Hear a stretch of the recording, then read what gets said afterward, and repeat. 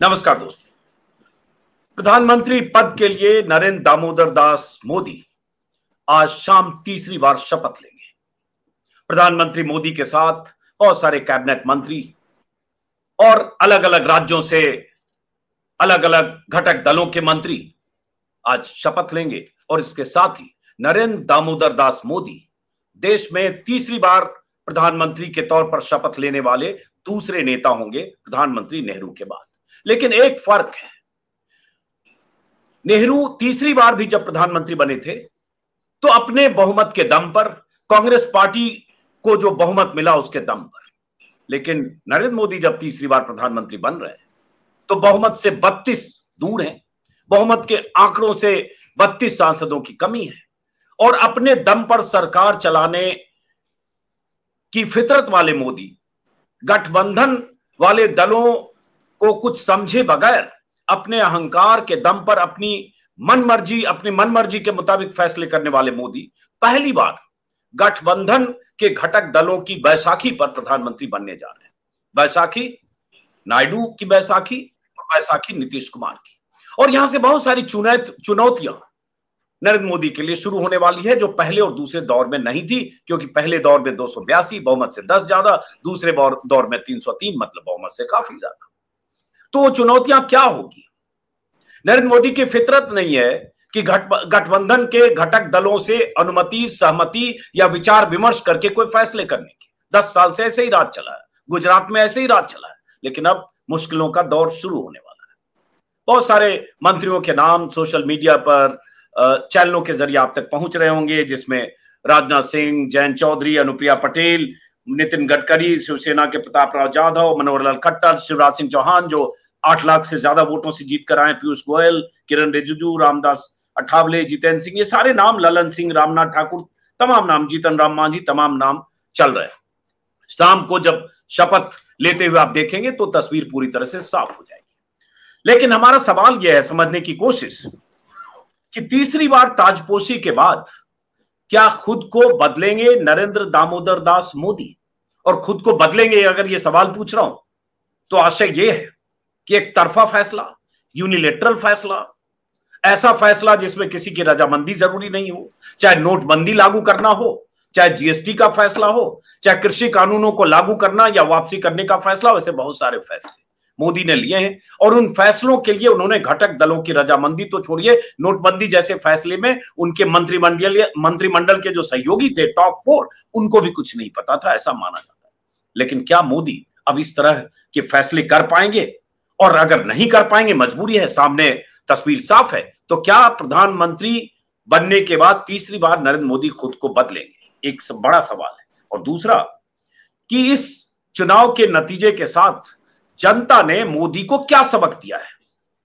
400 पार के नारे लगाने वाले मोदी जब 240 पर अटके, 370 का दावा करने वाले मोदी या बीजेपी जब 240 पर अटकी है, तो जनता ने कोई सबक दिया है। वो क्या सबक है?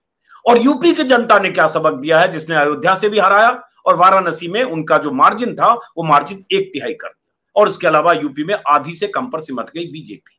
इसी सबको समझने की कोशिश करने के लिए हमारे साथ एक खास मेहमान है, शीतल पी सिंह, सुल्तानपुर में रहते हैं, वैसे नोएडा में रहते हैं। सत्य हिंदी जो एक चर्चित प्लेटफॉर्म है सोशल मीडिया का, यूट्यूब का, उसके फाउंडर एडिटर हैं और दशकों का उनका तजुर्बा है। लेकिन खास बात आज मैं तारीफ करूंगा कि उत्तर प्रदेश को लेकर जो उनका आकलन था करीब करीब सही साबित हुआ। लगातार शीतल पी सिंह बोलते रहे कि उत्तर प्रदेश में बीजेपी इस बार आधी रह जाएगी, और बहुत सारी सीटों को लेकर जो कह रहे थे वो उनका आकलन बिल्कुल सही साबित हुआ, और यही राजस्थान को लेकर कह रहे थे। इसलिए आज मैंने सोचा कि शीतल जी से मैं अकेले 1-to-1 बात करूं, कल जैसे विनोद शर्मा से बात की थी। तो पहला सवाल तो ये है शीतल जी कि तीसरी बार ताजपोशी के बाद जो आज हो रही है, नरेंद्र दामोदर दास मोदी खुद को बदलेंगे? कितना बदलेंगे? क्योंकि मजबूरी अब उनके सामने है। शीतल पी सिंह, और उसके बाद मैं 2-3 सवाल और उसके बाद विस्तार से हम बातचीत करेंगे। देखिए, और कोई रास्ता नहीं है, बदलना ही होगा।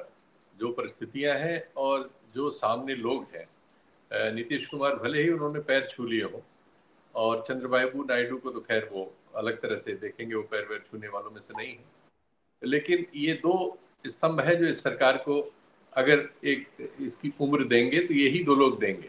तो निश्चित तौर पर इनकी बात को बहुत गंभीरता से तरजीह देनी होगी और इनके बहुत सारे राजनीतिक आग्रह ऐसे हैं जो मोदी जी की अपनी जो विचारधारात्मक समझ है और जो उनका अब तक रवैया है उनके दल का, उनके पीछे संगठन जो आरएसएस है, उससे एकदम उल्टे हैं।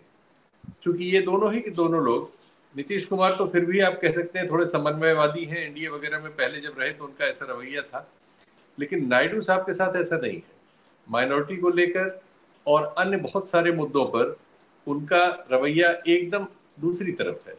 इस चुनाव में मोदी जी जिन चीज़ों की आलोचना करते हुए चुनाव लड़े, वो सब चीज़ें नायडू साहब अपने घोषणा पत्र में भी, अपने प्रचार में भी लागू करते हुए और उनको तर्क देते हुए मिले।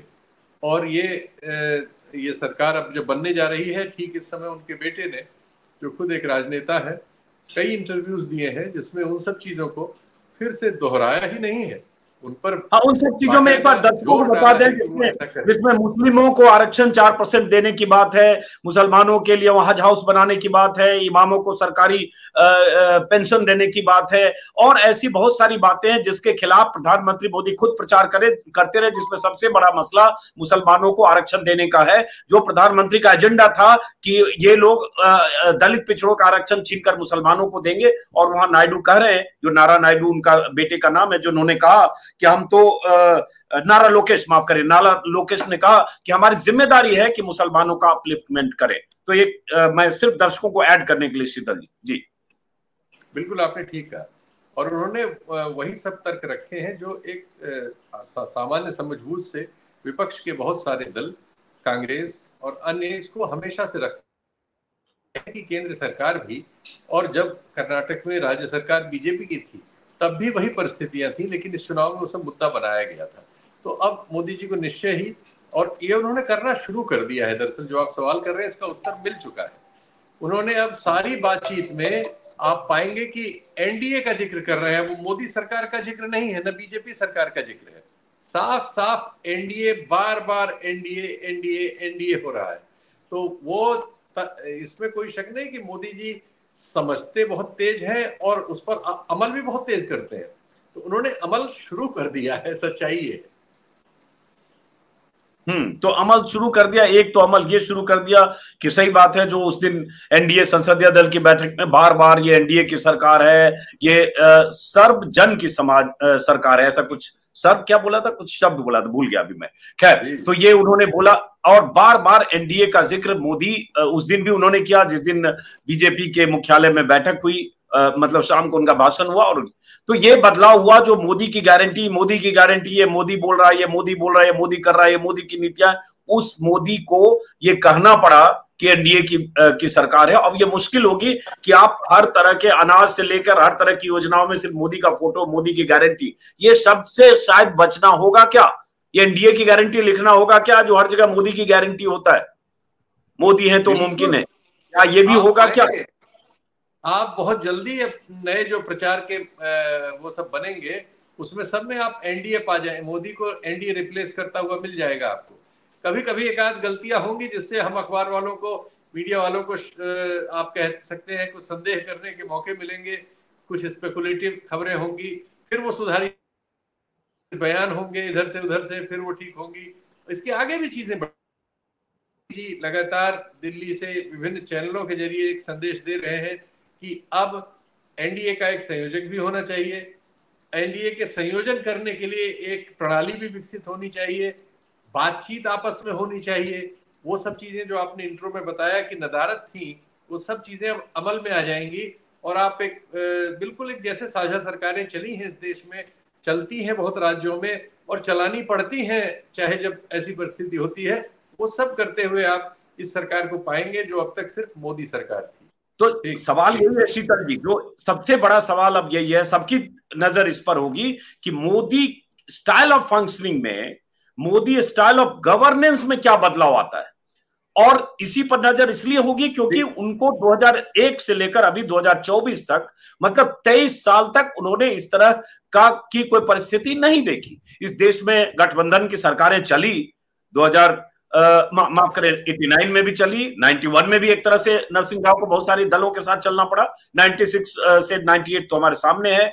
उसके बाद 98 में वाजपेयी चले, गिरे भी वाजपेयी, गिरी भी सरकार जयललिता की समर्थन वापसी के बाद। 99 में, 2004 और 9 भी एक तरह से गठबंधन की सरकार। लेकिन चुनौती मोदी के सामने, तो आपको क्या लगता है क्या बदलना पड़ेगा मोदी को? देखिए, सबसे पहले तो एक तो बदलाव संगठन के तौर पर जो मैंने कहा कि एक एनडीए पे बात आ गई है मोदी सरकार की जगह, प्रचार में वो सब आएगा। फिर एनडीए का कोई संयोजक होगा, एक संयोजक मंडल होगा, उसकी बैठकों का क्रम होगा, एक तो ये होगा। दूसरी जो सरकार बनेगी उसमें जो अब मंत्रिमंडल का जब बंटवारा होगा तब हम लोगों के सामने ये चीजें स्पष्ट हो जाएंगी। लेकिन एक चीज तो बिल्कुल मिनिमम मान लीजिए कि अब कैबिनेट की बैठक सचमुच कैबिनेट की बैठक हुआ करेंगी। अब तक कैबिनेट की बैठक का कोई मतलब ही नहीं था, कोई जानता भी नहीं था। सब अरे कुछ नोटबंदी था, नोटबंदी का इतना बड़ा फैसला हो गया, किसी को पता ही नहीं था।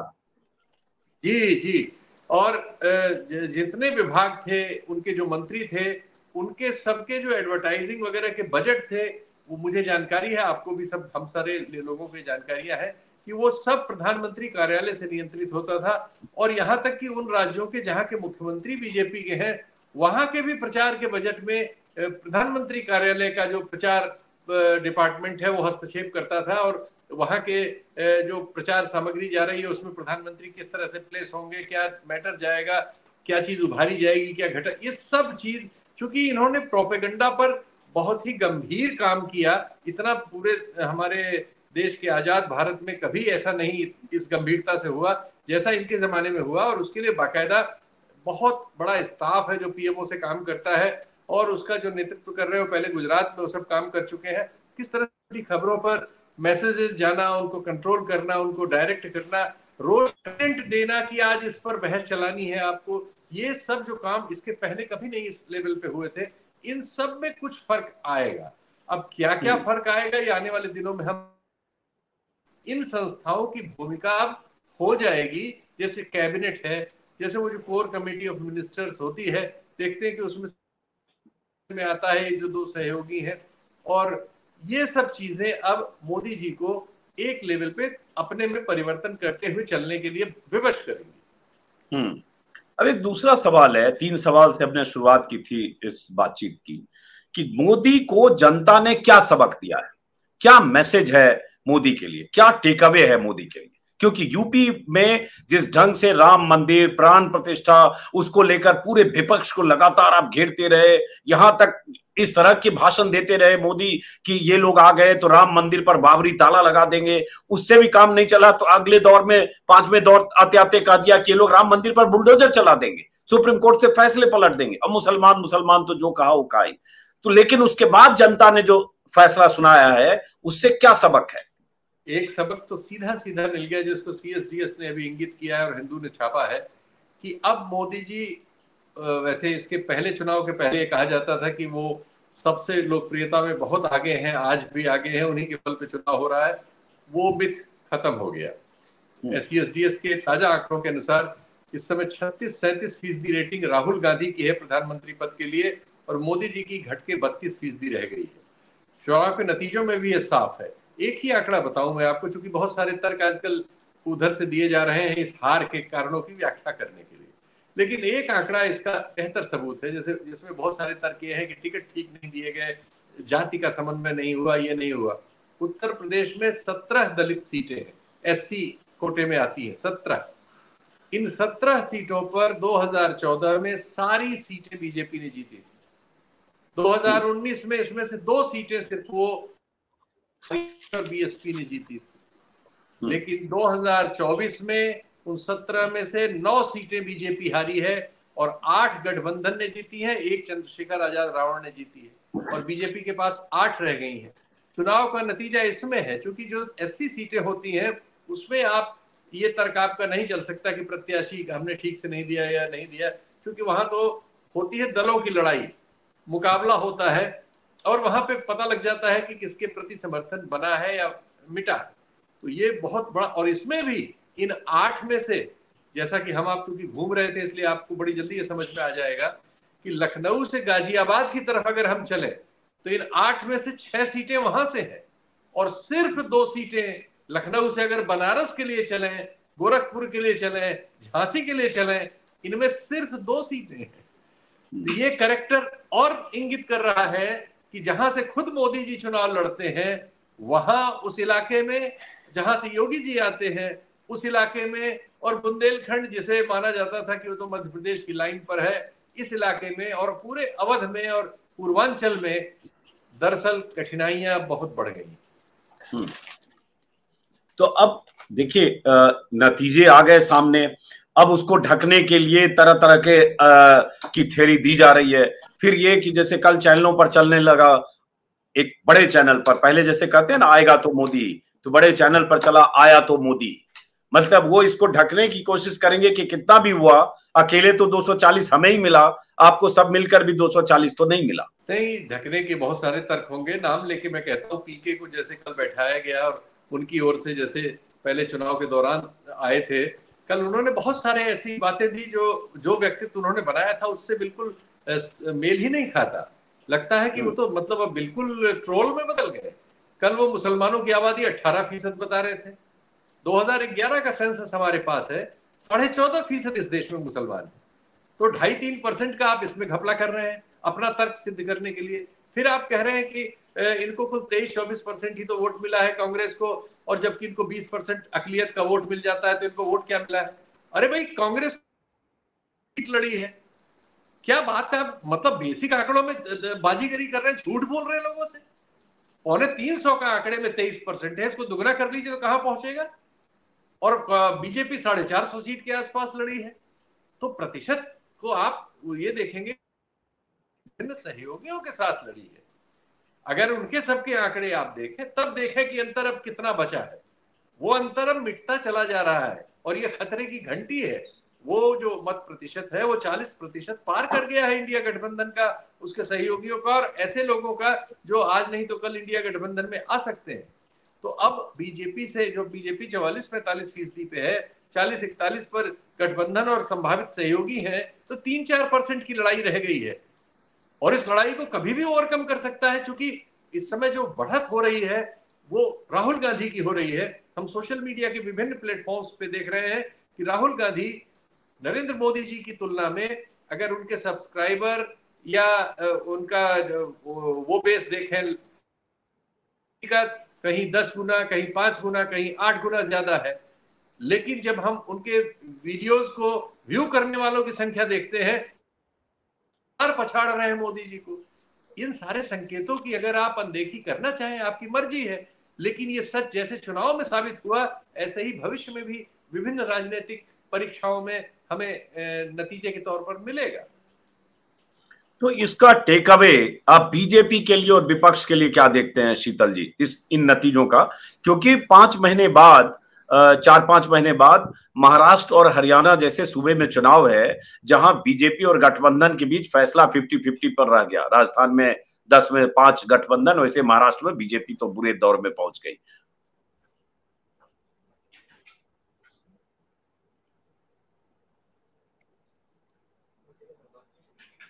आवाज आई शीतल जी आपको? देखिए, बीजेपी को मेरा ख्याल है उनके जो सहयोगी हैं वो भी दबाएंगे। एक चीज पे चर्चा शुरू ही हो गई है कि जो अग्निवीर का मुद्दा है, अग्निवीर की स्कीम को वापस लिया जाए। ऐसी बहुत सारी जो नौकरियों वगैरह में रोज परीक्षा होती है और उसके नतीजे नहीं आते, कहीं लीक हो जाता है, कहीं कुछ हो जाता है। बहुत सारी सरकारी नौकरियों में जो भर्ती लगभग बंद है। इन सब चीजों में कुछ फैसले इस सरकार को हम करते हुए संभवतः देखें। अगर वो समझ रहे होंगे वर्तमान परिस्थिति, तो अगर वो जिद पे अड़े हैं तो उनका भविष्य वो जाने। लेकिन इन सवालों के उत्तर देने होंगे। समाज में जो डिस्पैरिटी बढ़ रही है भयानक तौर पर, उससे जो चीज पैदा, 5 किलो राशन से नहीं ढका जा सकता। ये बात संभवतः बीजेपी के थिंक टैंक के लोग और जो ये सरकार में आ रहे लोग, इनकी समझ में ये चीज आएगी। अगर नहीं आएगी तो नतीजे भविष्य में भी इससे और कड़े फैसले लेते हुए मिलेंगे, क्योंकि वो एक धारा चल पड़ी है। लोग उस सच को समझ गए हैं कि कुछ नीतियों के तौर पर ऐसा हो रहा है जो उनके जीवन को बहुत बुरी तरह प्रभावित कर रहा है। उनकी आय में घटत स्टेगनेंट है, लेकिन उनके खर्चों को महंगाई के जरिए इस दौर में बहुत बढ़ा दिया गया। ये तर्क लोगों के बीच था, हम लोग गए तो जो लोग ठीक है, जो बीजेपी के समर्थक हैं वो कुतर्क करते हैं, वहां तर्क नहीं होता कि 500 रुपए लीटर भी पेट्रोल होगा तो हम भरा लेंगे, 5,000 रुपए का गैस होगा तो हम भरा लेंगे, इस तरह की बात वो करते हैं। लेकिन आप जानते हैं इस बात का कोई मतलब नहीं। खुद की जेब में शायद 500 और 5,000 उस समय जब वो ये दावा कर रहे हो शायद ही हो। ज्यादातर लोगों की हालत इस देश में बहुत खराब है और वो बेरोजगारी और महंगाई वगैरह के लापता होने से, नौकरियों में तनख्वाहों वगैरह के घटने से प्रभावित है। औसत बाजारों में, ग्रामीण बाजारों वगैरह, इस चुनाव का एक और नतीजा है कि ग्रामीण इलाकों की ज्यादातर सीटें बीजेपी हारी है और शहरी इलाकों में वो लगभग बरकरार है। यानी उसे ग्रामीण जो भारत हमारा 60-65% है, उसने सीधे सीधे नकार दिया है। और ये पॉलिटिक्स जो कर रहे हैं ये सिर्फ अर्बन मिडिल क्लास को सुपाच्य है, बाकी लोगों को अपाच्य हो गई है। अब इन चीजों के उत्तर अगर भविष्य में ये सरकार जो बन रही है देगी तो राजनीतिक नतीजों में वो परिलक्षित होगा, नहीं तो इनके लिए कठिनाइयां बढ़नी ही है। क्योंकि एक तो जनता को ये भरोसा भी हो गया कि इसके पहले ये भरोसा नहीं था, इतना प्रचार था और उस प्रचार का इतना दबाव था कि मोदी जी हार भी सकते हैं। अब ये भरोसा हो गया कि नहीं, बिल्कुल मोदी जी खुद अपनी सीट भी हार सकते हैं। इस चुनाव का तो भरोसा यहां तक पहुंच गया है। इसलिए अब चुनौतियां बड़ी और कड़ी होंगी। ये बात सही कह रहे हैं। किसी को यह अनुमान नहीं था कि मोदी बनारस में 1.5 लाख के मार्जिन पर पहुंच जाएंगे, 1/3। और उस बनारस में जहां महादेव कॉरिडोर है और काशी है, गंगा पुत्र हैं, और जिस ढंग से मोदी ने बनारस के लिए अपने को एक तरह से बनारस से रिलेट करके 10 साल में किया। और तो और बनारस में हम लोग थे आखिरी दौर में कि 40 से ज्यादा मंत्री, सांसद, विधायक और तमाम राज्यों से लोग वहां पहुंचकर वहां कैंप कर रहे थे। जेपी नड्डा, अमित शाह तो बैठे हुए थे। तो ऐसा भी नहीं है कि आसानी से ये सब 1.5 लाख का मार्जिन हो। उस 1.5 लाख के मार्जिन के लिए पूरी ताकत झोंक दी गई, वरना होना तो ये चाहिए था कि मोदी हैं, प्रधानमंत्री हैं, नामांकन करके चले जाते, अपने आप 3-4 लाख 5 लाख के मार्जिन से जीतते। लेकिन उन्हें पूरा जोर लगाना पड़ा और जो डेटा आया पता चला कि हर असेंबली सेगमेंट में उनके वोट गिरे। और एक और जानकारी कल के वीडियो में मैंने बताया था कि आजाद भारत में सबसे कम मार्जिन पर जीतने वाले प्रधानमंत्री नरेंद्र मोदी हैं। चंद्रशेखर को छोड़ दीजिए, उनका कार्यकाल छोटा था, तो सबसे कम मार्जिन से जीतने वाले तीसरी बार में। पहले दूसरी बार में खुद मार्जिन उनका था। तो ये स्थिति हुई। ये क्यों हुआ?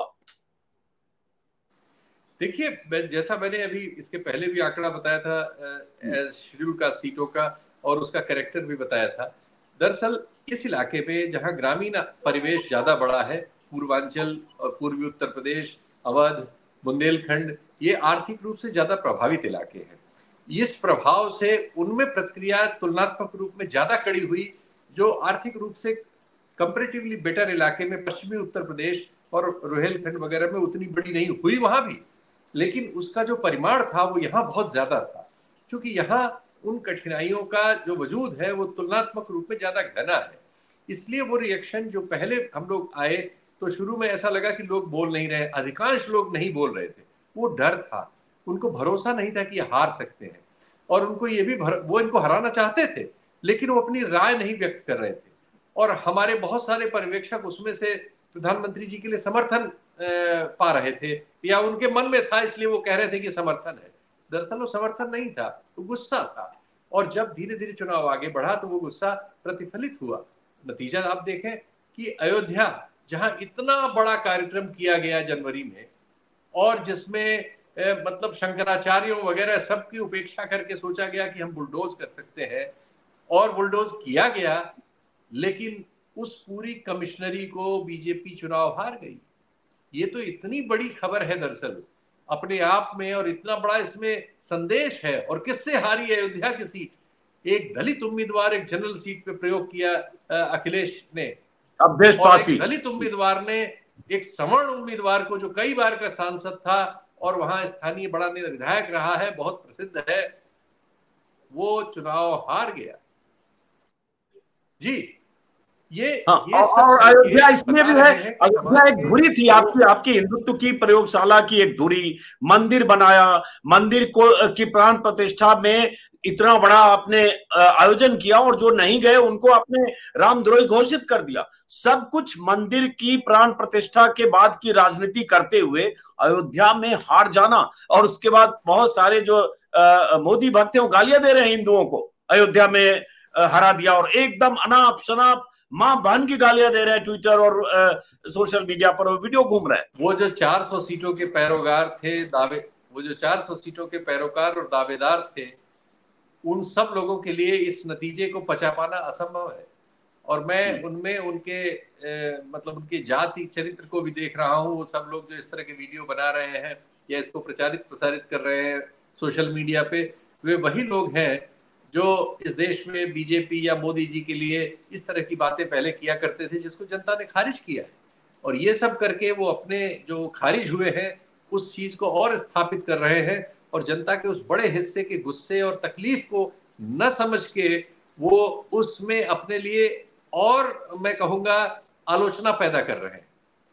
क्योंकि एक बहुत बड़ा हिस्सा जो इस समाज में मध्य वर्ग के तौर पर है, उसके भी बहुत बड़े हिस्से ने, हमने पाया कि चाहे वो आपके वीडियोज रहे हों, ध्रुव राठी के रहे हों, रवीश कुमार के रहे हों, बहुत सारे यूट्यूबर्स के ये आप सब लोगों का उसमें हम 3-5 लोग नहीं है, मैं तो मानता हूँ 25-50-100 लोग होंगे अलग अलग जगह जो अपने नोएडा में बैठे हुए, चाहे सत्य हिंदी के वीडियो, बहुत सारे लोग। हाँ जी, तो ये सब बता रहा है कि लोगों,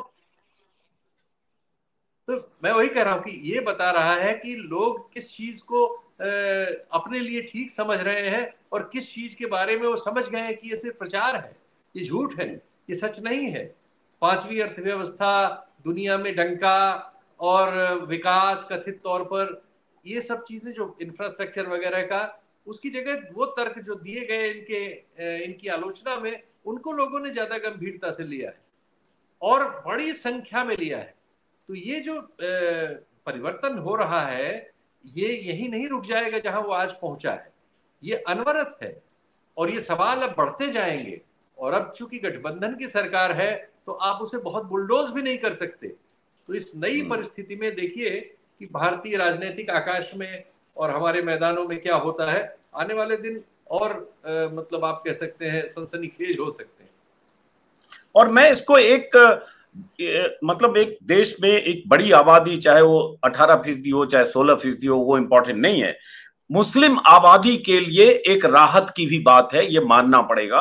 इस देश में जो एक माहौल बनाया गया मुसलमानों के खिलाफ, और उसके बाद खुद प्रधानमंत्री वो मुसलमान घुसपैठिए हैं, आपकी संपत्ति, आपकी भैंस, आपका मंगलसूत्र, आपकी टोटी छीनकर वो मुसलमानों को दे देंगे, इस तरह से करके एक नफरत की खाई को और चौड़ी करने की कोशिश जो प्रधानमंत्री मोदी ने की, उसको भी चपत लगी है, तमाचा लगा है इस नतीजे से। और एक बड़ा समुदाय कम से कम उसको भी लगेगा कि हाँ, कुछ ऐसा फैसला हुआ जिसमें अब उनकी आवाज सुनी जाएगी। और चंद्रबाबू नायडू जैसे घटक दल है जो वहां अल्पसंख्यकों के लिए प्रोटेक्टिव है, क्योंकि 10-12% आबादी भी है। तो ये भी एक बड़ा संदेश है इस चुनाव का कि आप ये हिंदू मुसलमान करके मुसलमानों को हाशिए पर ठेलते हुए, उन्हें देश विरोधी घोषित करते हुए आप 272 और 300 और 350 पार अब नहीं कर सकते। पर हम अपनी ही आबादी के एक हिस्से के साथ जो दुर्व्यवहार लगातार कर रहे हैं, जैसे उनको निशाने पर जो उनको लगातार निशाने पर ले रहे थे, जिस निशाने पर लेने की वजह से तमाम सार्वजनिक स्थलों पर जहां वो कम संख्या में या इक्का दुक्का मिल जाते थे, उनके विरुद्ध हिंसा हुई। बहुत जगह वो मारे पीटे गए, बहुत जगह जान से मार दिए गए, बहुत जगह तरह तरह से उनको अपमानित उत्पीड़ित किया गया सोशल मीडिया वगैरह पर। तो लगातार ये युद्ध ही चलता रहा। ये सिर्फ मुसलमानों तक सीमित नहीं रहा, ये ईसाइयों पे भी पहुंचा, सिखों पे भी पहुंचा, और हमने बहुत बड़ी एक 20% के आसपास की आबादी को बुरी तरह से एलियनेट कर दिया। ये जो कंगना रनौत वाली घटना है, ये उस एलियनेशन और उस खींच का एक प्रतिबिंब है। ये दुर्भाग्यपूर्ण है, ऐसा नहीं होना चाहिए। किसी भी सिक्योरिटी वगैरह के स्टाफ को किसी के विरुद्ध हिंसा करने का, या किसी भी सामान्य आदमी को भी किसी के विरुद्ध हिंसा करने का कोई पक्ष नहीं लिया जा सकता। लेकिन उन परिस्थितियों की अनदेखी भी कैसे की जा सकती है जब आप अपने ही देश के किसानों को खालिस्तानी और देशद्रोही बताने लगे और उसको पूरे प्रचार तंत्र को सौंप दे उनका एनहिलेशन करने के लिए। आपने एक ऐसी परिस्थिति भी पैदा कर दी है। और आज हालत क्या है कि मणिपुर में आप चुनाव लड़ नहीं सकते, कश्मीर में आप बंदूक गोली लेके बैठे चुनाव, आप वहां लड़ नहीं सकते। आप क्या आपने क्या हासिल क्या किया? इस पूरी आबादी को आपने होस्टाइल कर दिया। ये किस तरह से, ये कौन सा राजनय है? ये कौन सी राजनयिक सफलता है? बांटना कोई सफलता होती है? जोड़ना सफलता होती है। जोड़ना कठिन है, बांटना तो आसान है। आपने आसान रास्ता चुन के चुनाव जीते हैं महोदय। आपने इस देश को नुकसान कर दिया है, बांट दिया है। और जाने कितना वक्त लगेगा और जाने कितना राजनय लगेगा, इसमें समझदारी लगेगी और कितना समय लगेगा पता नहीं, ये जो आपने घाव दे दिए हैं इनको सामान्य करने। चलिए, बहुत बहुत शुक्रिया। आखिरी एक सवाल, अखिलेश यादव को लेकर भी मरसिया बहुत लोग लिख रहे थे कि 2 बार 5 सीटें जीत पाए और अपने गढ़ में भी पिछली बार हारे, और धर्मेंद्र यादव आजमगढ़ से भी हारे, बदायूं से भी हारे, इस बार पता नहीं क्या होगा, 222 भी हारे। एक बड़ा तबका उनके खिलाफ मरसिया लिखता हुआ मुहिम चला रहा था। लेकिन अखिलेश यादव ने तो कमाल कर दिया कि अपने पिता के रिकॉर्ड को तोड़कर 37 सीटें हासिल कर ली यूपी में। तो अखिलेश यादव की जीत के पीछे आपकी क्या व्याख्या है, इस जबरदस्त कामयाबी के पीछे?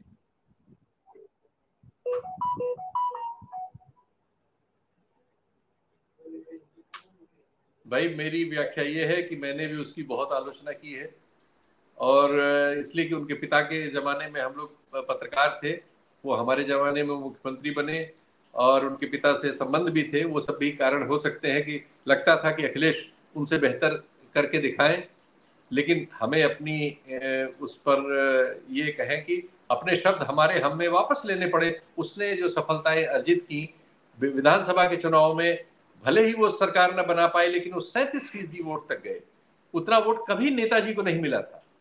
उतना वोट विपक्ष में हमारे किसी को कभी नहीं मिला, कांग्रेस के जमाने को छोड़ दें तो।